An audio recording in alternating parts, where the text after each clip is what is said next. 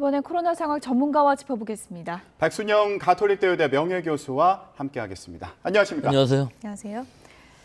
앞으로 코로나 사태에서 최대 변수 가운데 하나가 오미크론 변이 확진자 수 관리일 텐데요. 이제 곧 1월 말 정도면 우세종이 될 것이다, 이런 전망이 있는데 시기를 어느 정도로 보세요? 예, 1월 말이면은 우세종은 될 것으로 보입니다. 예. 지금 3일 현재 1,318명인데요. 이 숫자는 그다지 커 보이지 않지만 실제로 그 변이 검출률을 보면은 뭐 한 주에 2배씩 늘어나고 있는 상황으로 보이거든요. 그래서 지금 8.8%입니다. 이 8.8%가 한 주에 2배씩 마냥 늘어난다면은 뭐 한 2, 3주면은 분명히 우세종으로 될 것으로 보이고 2월 중에는 아마 델타 변이주를 밀어내고 전체적으로 대부분이 90% 이상이 이 오미크론 변이주가 될 것으로는 예상이 됩니다. 근데 일반적으로 오미크론 변이가 다른 코로나 변이 바이러스보다 독성이 약하다, 이렇게 얘기를 많이 해왔는데, 그런데요, 이게 오미크론 감염자 가운데 사망하는 경우가 나와서 이것도 관심을 끌고 있거든요. 어떤 상황인가요? 예, 사망자는 나올 수밖에는 없습니다. 뭐 가벼운 감기가 걸려도 90세 이상의 요양병원에 계신 분들은 기저질환도 있으셨기 때문에 사망하실 수밖에 없는데요. 이 상황은 지금 이 요양병원에 계시던 90대 2차 접종까지 받으신 분이 기저질환이 악화되면서 사망을 하신 케이스인데, 한 명은 의심 환자고 한 명은 확진이 된 상황입니다. 결국은 이 오미크론이라는 바이러스가 독감 바이러스보다는 아직도 뭐 4~5배 이상은 높은 치명률을 가지고 있기 때문에 기저질환을 갖고 계시던가 또는 고령층인 경우에 있어서는 감염되었을 때 중증으로 가는 것을 막기가 상당히 어려운 부분들이 있어서, 그런 부분들을 확실하게 지금 방역 태세에 있어서 좀 바꿔야 될 부분들이 분명히 있습니다. 일반적인 환자들보다도 집단 감염이 발생할 수 있는 돌파 감염이 많아질 수밖에 없기 때문에 요양병원에서 확진자가 나왔다 하면은 전수 검사를 해서 이것이 지금 오미크론인지 이것들을 확인해야만 될 것이, 델타보다도 훨씬 더 돌파 감염이 많을 수밖에 없거든요. 예. 이 돌기단백질의 변이가 많기 때문에 2차 접종을 받았든 3차 접종을 받았든 감염 자체는 나타날 수가 있는데, 일반적으로는 2차 접종, 3차 접종까지 받은 경우에 증상이 그다지 악화되지는 않지만 요양병원에서 오래 계신 분들 같은 경우에는 충분히 위중증으로 갈 가능성이 있기 때문에 그런 부분에 더 신경을 써야 될 때라고 봅니다. 아무래도 이제 병원 구조상 또 오미크론이 더 빨리 확산할 수 있는 또 위험도 있는 거고요. 그런데다가 그 병원에 계신 분들 사이에서 감염이라기보다는 오히려 외부서부터 들어오는 오미크론의 감염이 더 무서울 수가 있기 때문에 그런 부분의 방역을 확실하게 해야 될 시기라고 보입니다. 그런데 지금 이제 유럽이나 미국 같은 경우에 오미크론 때문에 뭐 확진자 수가 사상 최고치다, 이런 얘기들이 들리잖아요.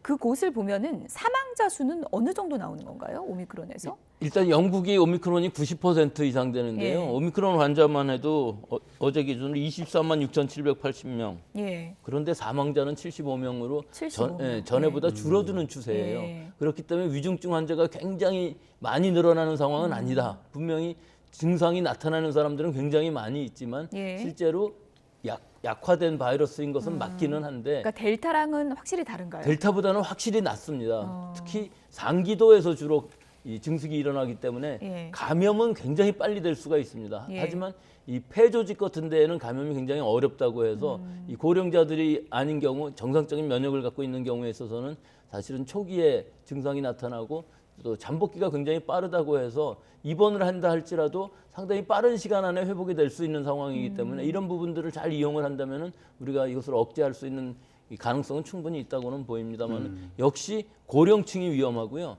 또 하나는 어린아이들에서의 감염이 지금 위험하다고 그래서 특히 영유아, 예. 5세 미만의 아이들의 감염인 경우에 있어서는 사실은 치료 방법도 없거든요. 항체 치료제가 있기는 한데 예. 그 항체 치료제가 지금은 오미크론에 잘 안 듣는다는 결과가 나와 있기 때문에 적당한 치료 방법이 없고, 영유아에 있어서 감염이 확산될 경우에 조기 진단하고 조기 치료하는 방법 이외에는 없을 것으로 보입니다. 방역 당국에서 이 오미크론 변이가 델타보다 더 위험할 수 있다, 이렇게 얘기한 것도 지금 말씀하신 것처럼 전파력이 강하다 보니까 고위험층이나 아니면 영유아에게 더 위험하다, 이런 의미인 건가요?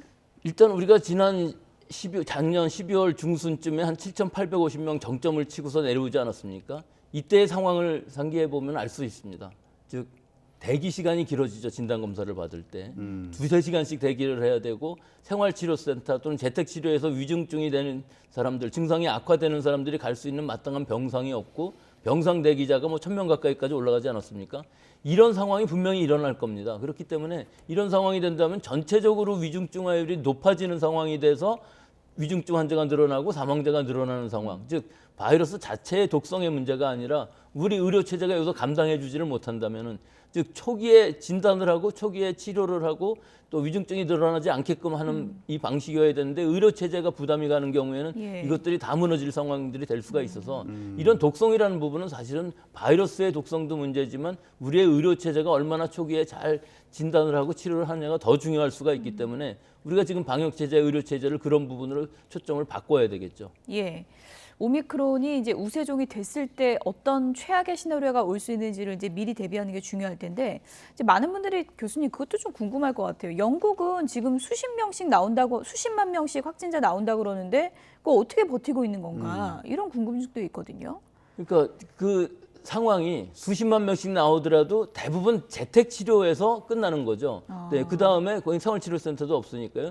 일단 병상 회전율을 굉장히 높이면서 뭐 영국뿐만 아니라 미국의 경우도 이 확진됐을 때 이 그 대기 기간, 즉 격리 기간을 뭐 5일씩 이렇게 낮추면서 예. 사회 전체의 이 격리 기간을 낮추는 수밖에 없는 것이, 예. 더 큰 문제가 이 의료진이라든지 소방대원이라든지 구급대원이라든지 또는 항공사 승무원이라든지 이런 사람들이 감염이 되게 되면은 그 체제 자체가 돌아가지를 않기 때문에 전체적인 사회적인 체제를 돌리기 위해서는 여러 가지 방법이 필요한 시기라고 볼 수가 있기 때문에, 특히 영국의 경우에 있어서는 방역을 더 강화하고 있지는 않지만 예. 아직도 의료 체제에 여력은 남아 있지만 이거보다 더 늘어나게 되면은 핍박이 분명히 올 것으로 보입니다. 그렇기 때문에 지금이 거의 한계 상황으로 보이고, 이거보다 더 많은 사람들이 감염이 될 가능성은 얼마든지 있고, 또 다만 이 상황이 굉장히 급격하게 증가했다가는 또 갑자기 줄어들 가능성이 남아공 결과를 보면 알 수가 있고, 미국의 결과를 보더라도 2, 3주 안에 정점을 찍고서는 아마 감소될 것이다 하고 예상하는 분들도 많거든요. 그게 집단 면역인가요? 집단 면역까지는 아니지만 일단 집단 면역에 가까워지는 상황이 될 수가 있다는 것이죠. 너무나 많은 사람들이 감염되면 예. 더 이상 감염시킬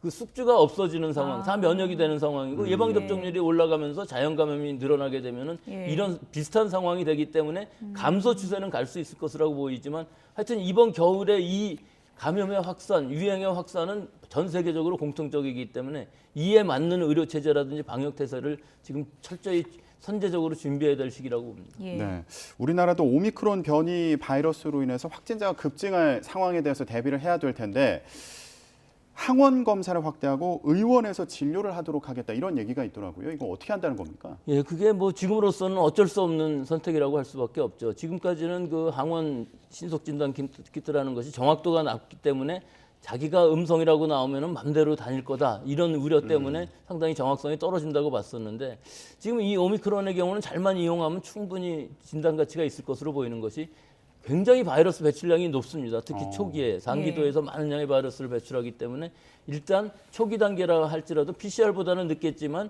하루 이틀 지나면서 연속적으로 진단 검사를 한다면 충분히 양성을 진단해낼 수가 있고요. 또 양성이 진단됐다고 해서 이것이 확진은 아니기 때문에 PCR 검사를 또 받아야 되겠죠.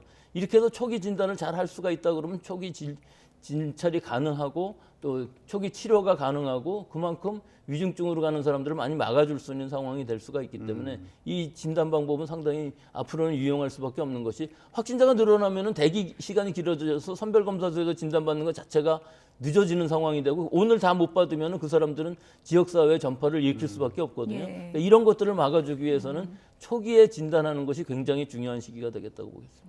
지금 학생들 같은 경우에 12세, 17세 학생 같은 경우에는 이제 접종률이 한 50% 정도인데요. 아직도 이제 우려하는 부모들이 많은 상황이고요. 미국 같은 경우에는 지금 추가 접종을 12세 이상까지 낮추기로 한 것 같습니다. 이게 국내도 영향을 줄까요? 어떻게 보십니까? 미국의 경우는 이미 12세 이상 학생들이 6개월이 지났습니다. 예. 네, 그래서 굉장히 감염 예방력은 떨어져 있는데, 미국하고 우리하고는 많이 다릅니다. 미국에서는 일단 감염이 되어서 병원 가기도 굉장히 어려운 상황이고요.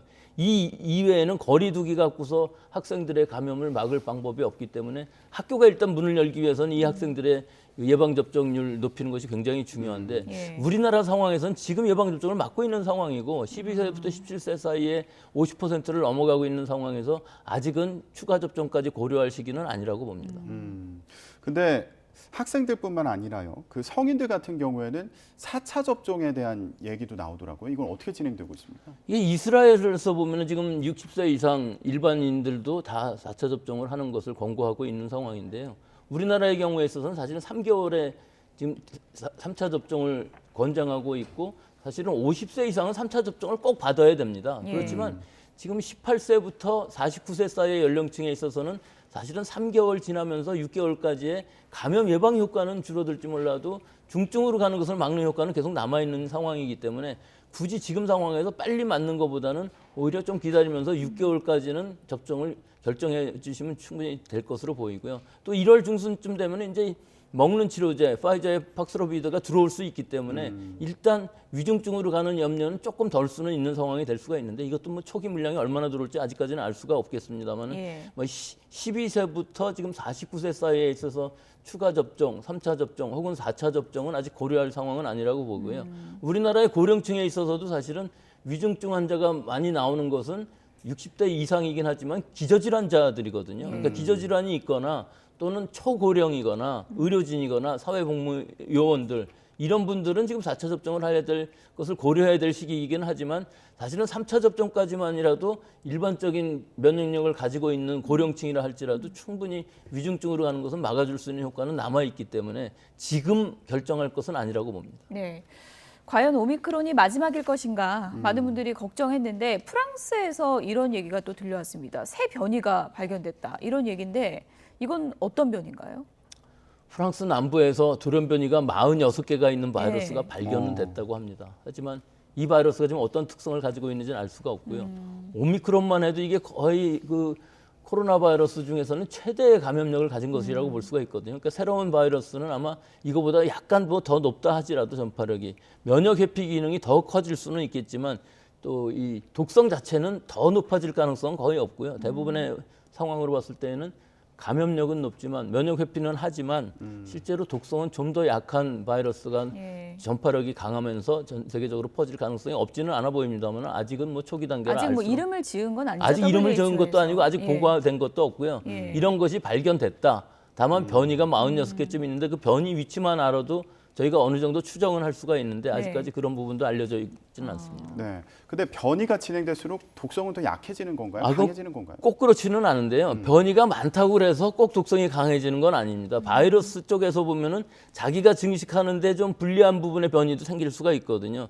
그래서 이 바이러스가 좀 더 증식을 잘할 수 있는 쪽으로 가는 것들은 맞을 수가 있겠지만 이 우세종이 되기 위해서는 사실은 독성이 더 약한 것이 자연적인 선택을 받는데 더 유리하기 때문에 전파력이 강하면서 독성이 약한 것이 자연 선택을 받아서 우세종이 될 가능성이 높다는 뜻이지 델타 변이인 경우에 있어서는 사실은 알파 변이보다 더 독성이 강한 쪽으로 바뀌었거든요. 예. 그러니까 그런 부분들에 있어 아직까지는 예측은 할 수 없습니다만은 방향만으로 보면은 희망적인 것으로 될 가능성이 훨씬 더 높다고 봅니다. 터널의 끝이 보이지 않는 그런 상황인데 어쨌든 치료제가 좀 계획대로 물량이 좀 잘 들어오는 걸 기대해 볼 수밖에 없을 것 같습니다. 백순영 가톨릭대 의대 명예교수였습니다. 고맙습니다.